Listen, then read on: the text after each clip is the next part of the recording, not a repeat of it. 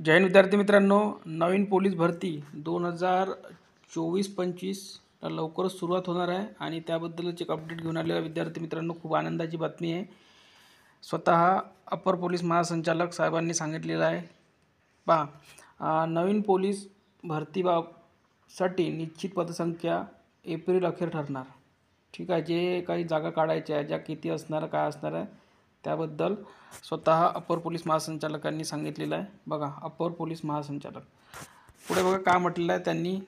सुरुवातीला बघूया त्यांनी नेमकं काय म्हटलेलं आहे। तर पहा काय म्हटलेलं आहे, 1 एप्रिल ते 31 डिसेंबर 2025 या काळात सेवानिवृत्तीने किंवा अन्य कारणाने रिक्त होणाऱ्या पदांची माहिती, बिंदू नामावली आणि आगामी पोलीस भरतीसाठी काय दिलेलं आहे 2024-25 वर्षातील रिक्त पदे अशी माहिती मागवली आहे।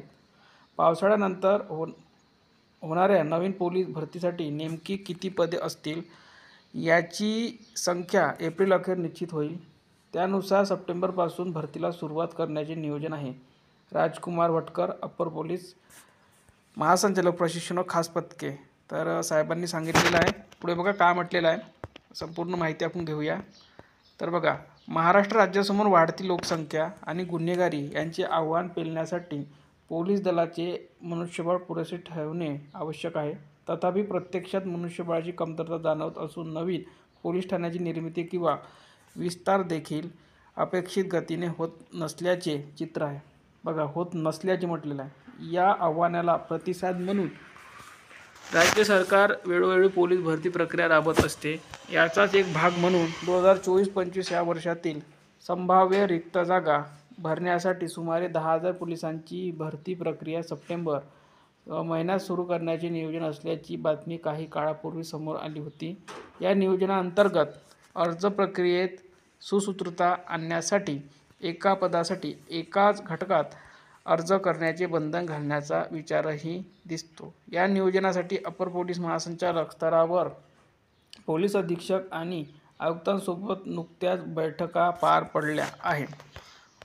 पुढे बघा काय म्हटलेलं आहे, या स्थितीवर मागवली माहिती। आता बघा काय काय मुद्दे होते ते मुद्दे बघूया। 31 मार्च 2025 पर्यंत पोलीस शिपाई ते सहाय्यक पोलीस उपनिरीक्षक या श्रेणीतील कर्मचाऱ्यांची अद्ययावत ज्येष्ठता सूची आणि याच तारखेपर्यंत सेवानिवृत्त, मृत्यू, बडतर्फ किंवा आंतरजिल्हा बदलीमुळे सेवेतून बाहेर पडलेल्या कर्मचाऱ्यांचा तपशील।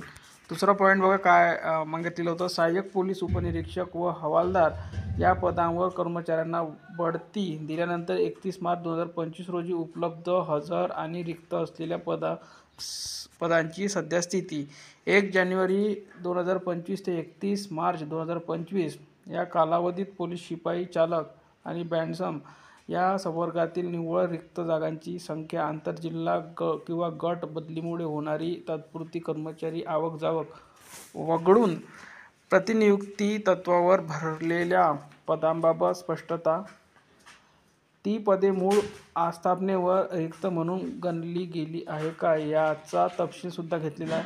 मागील 2 भरती प्रक्रियेत निवड होऊनही सेवेत न आलेल्या उमेदवारांची माहिती, तसेच 2024-25 या वर्षासाठी नियोजित असलेल्या पोलीस भरतीकरिता निश्चित केलेल्या एकूण रिक्त पदांची आकडेवारी।